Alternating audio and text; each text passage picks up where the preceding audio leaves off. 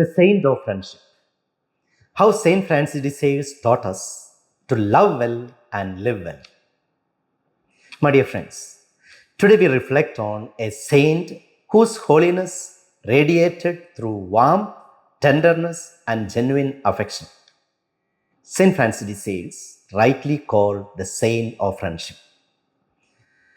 Just as some saints are remembered for their charity or their mysticism, Saint Francis de Sales is remembered for the grace of friendship, the way he loved and led others toward God through human connection.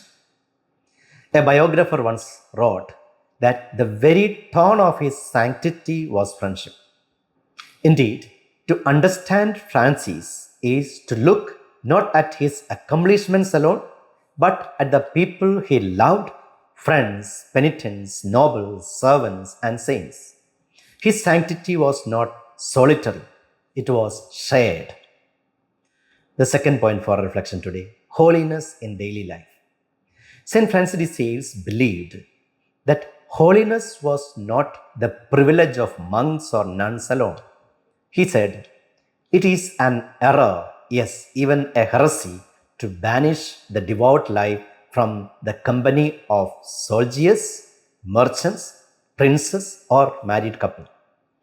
His classic Introduction to Devout Life, written for his cousin Madame de Chamoisi, was meant to show that every person, whatever their station, could live a life of devotion.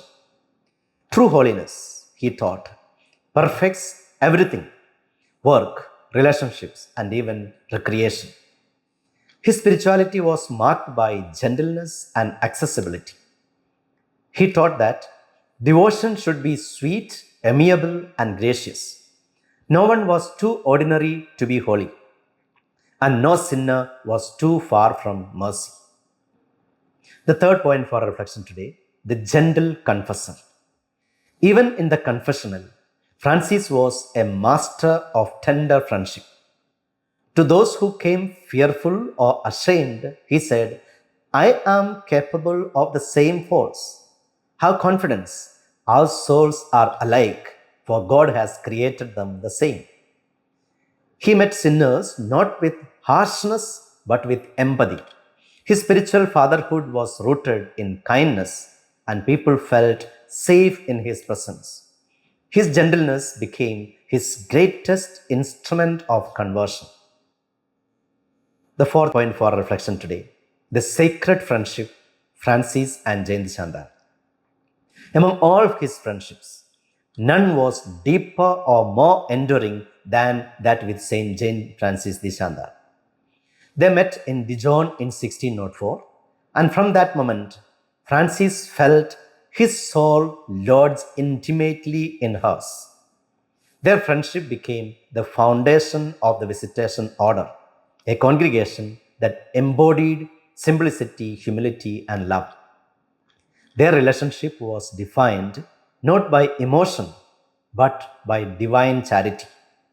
Francis called it a link of perfection, a spiritual bond that sought nothing but God. He often repeated a principle that guided both of them, a principle that can guide us too: do everything through love and nothing through compulsion. This friendship sanctified them both. When Francis's mother died, he wrote to Jane that she had taken his mother's place in his mass intentions, the first and the last therein. Even after death, their union was confirmed mystically. St. Vincent de Paul saw a vision of their souls ascending together like two luminous spheres merging in God's love. The fifth point for reflection today: friendship with the lowly and the learned.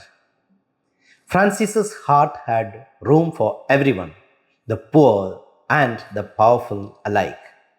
He guided Jacqueline Coste, a humble servant girl from Geneva, admiring her force and piety. She would later become one of the first sisters of the Visitation Order.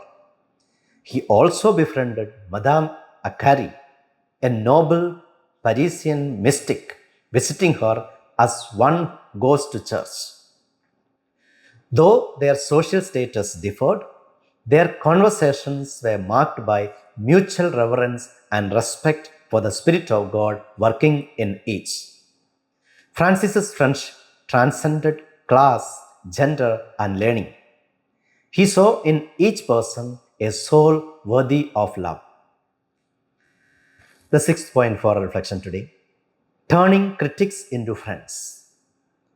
One of Francis's most remarkable traits was his ability to win over adversaries with kindness. His tutor, Monsignor Diaz, often scolded him and complained about his gentle nature, saying he lacked vigor. Francis never retaliated. He understood that Diaz's criticism came from affection. When the tutor died, Francis wept and said, "He was a truly good man who taught me the Lord's Prayer." Even when insulted publicly, he refused to respond with anger. Once, after a man hurled abuse at him, Francis simply replied, "Sir, you will oblige me by telling me very quietly as many insults as you wish. Nobody will know of them." When people asked how he could love his enemies, he answered, "It would be difficult for me to obey God if he forbade me to love them." He even secured a job for one of his harshest detractors, prompting the saying, "It was necessary to offend the Blessed Francis to receive every kind of favor." The seventh point for our reflection today: the rare bird among princes.